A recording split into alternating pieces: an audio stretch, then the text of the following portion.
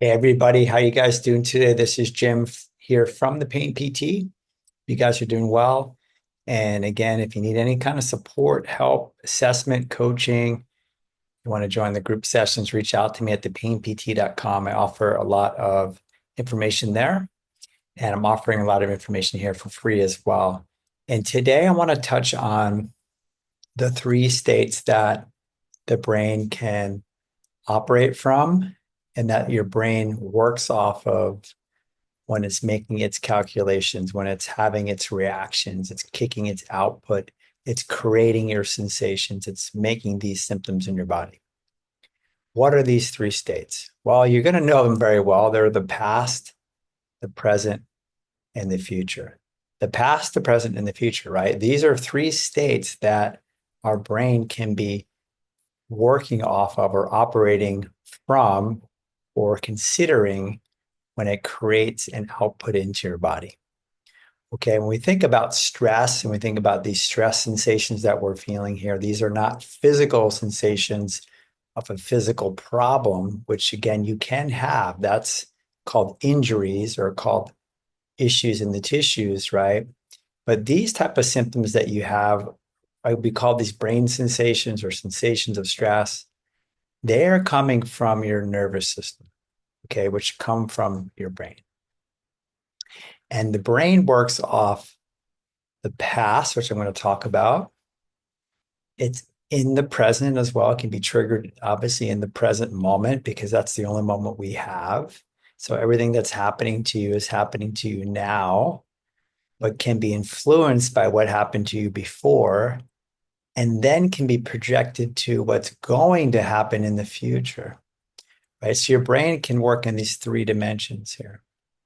And if you think about this idea of threat and danger, which is one of the major themes that we talk about in relation to chronic symptoms and chronic pain, we have to have this in mind. It's about threat and danger.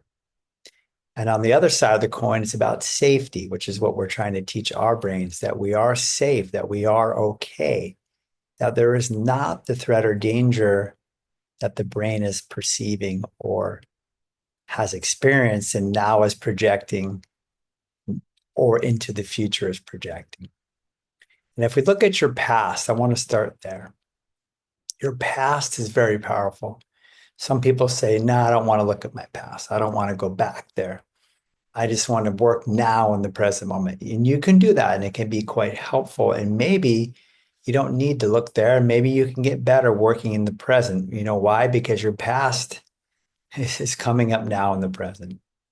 But if we take a look at your past, it can be quite powerful to do so in certain ways because of the input it has in your brain's output.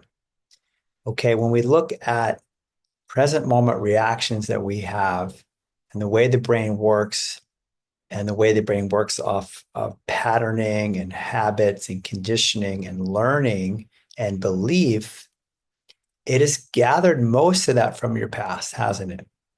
Most of the stuff that you do now that's habitual, that's programmed, that's learned, that's associated, that's conditioned has come from your past. It's come from some learning, from some history, things that have happened to you, experiences you've had, things that you've been told, things that you've read, things that you hear, things that you believe in, right? So all of that is your past, all the way back from early days of childhood up to now. And know that your brain, when it creates an output, and we know this from the predictive coding models, one of the major areas that it draws off of is your past. Okay, that's an input that your brain draws off of. So let me give you an example. If something happened to you in the past that was traumatic or was super stressful, or you remember as being a big deal, your brain now in the present moment is going to probably have some cautiousness or some nervousness, or even potentially be terrified about that happening again. And if anything that comes up now resembles or seems to be close to what happened in the past, your brain can pull off that prior experience and react. And we see this with people who have some trigger in the present moment from a life situation or an interaction with somebody, um, or some type of stress, and it triggers them. And it's not just triggering them in the moment, meaning it's the present moment situation. It's hitting a nerve, we would say, from the past. It's hitting something there that resembles the past. It's opening up a much bigger and stronger reaction because the brain maybe been reminded of something that happened before that was very similar. And it wasn't good, it was negative. And in the same way, your brain, if you've had negative experiences like traumatic experiences or adverse experiences, stressful experiences, your brain remembers that. Remember, your brain has it in there. And so it's likely to now, depending what happened to you, it will be monitoring and looking for and making sure that that doesn't happen again, especially if the brain believes that was bad, not good, dangerous, threatening, right? It's going to, in the present moment, be on alert about these things.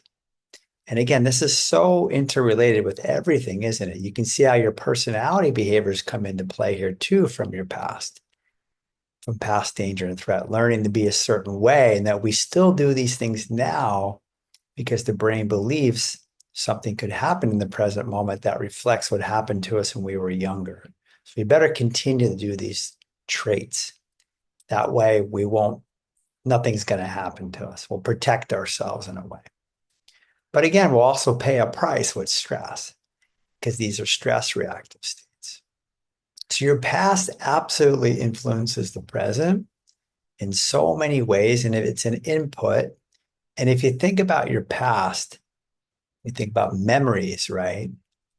And I always tell this to people, memories can't harm you. They're 100% in your brain. Your past is 100% in your brain now, isn't it? I mean, how could you argue with that? It doesn't exist anywhere other than in your head. But it exists in reality now when your brain is having its current moment to moment assessment, interpretation, prediction, association, reaction. It is absolutely pulling off your prior experiences. And I mentioned this in the study. I'm not sure I mentioned it on my YouTube, but I've mentioned this on my daily audios, I believe, that the brain, when it's not sure about the present moment situation, if it's good, bad, dangerous, or not, it is going to draw even more heavily off the past to determine its reaction. And remember, our brains are protective. They are for your survival.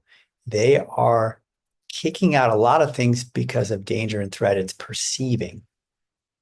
How much of this is from your past? It's a question for you to ponder and look at and think about.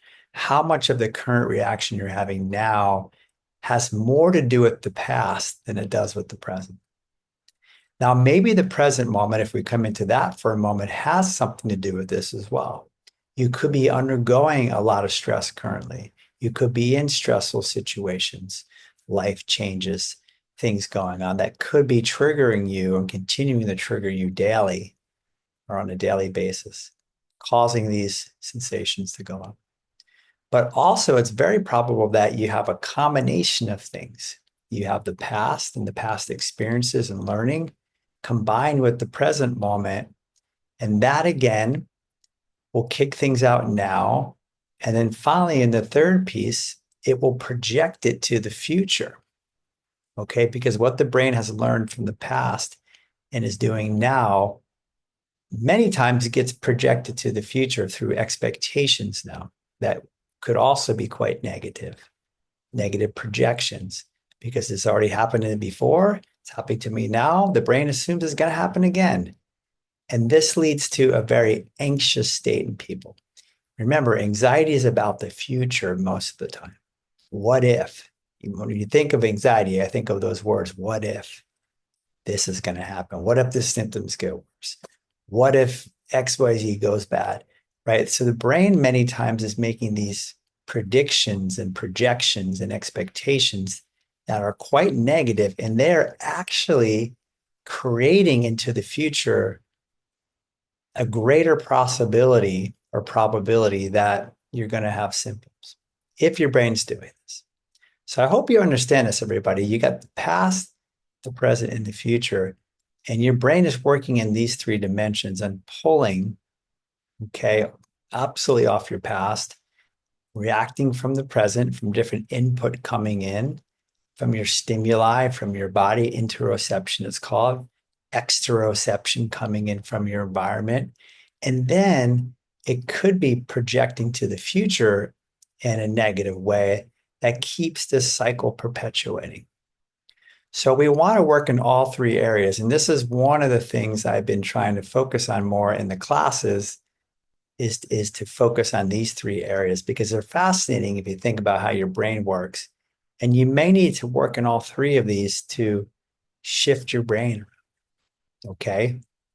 For example, if you go to your past, we can work on these memories. We can work on processing emotions, what happened to us. We can pull that file off the shelf in the brain and sit and feel our feelings and experience what happened in a different way, in a therapeutic way.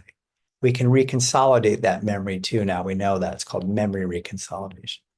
We can work in the present moment now to understand what happened, to respond in the moment, to reassure the brain, to remind the brain what's going on.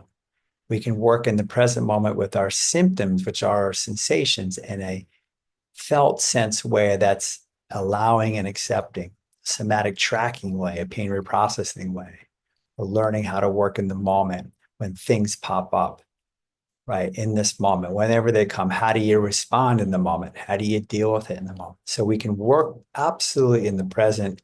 We can see the links to the past. And then we can also work to shift the future in terms of what we're predicting and projecting and expecting. Remember, predictive coding is real. Your brain predicts a lot of times what it's already learned and experienced. Same thing will happen again. And that's also called negative expectation, or what's called the nocebo effect. So we want to shift that in that way too, that we start predicting and projecting and expecting a positive result. And this can be done through visualization, imagination, thinking about something in a different light, as well as processing whatever emotions and feelings and thoughts that are there around whatever this is for you, this program or pattern. Remember, programs and patterns and habits repeat themselves, don't they? They've been learned.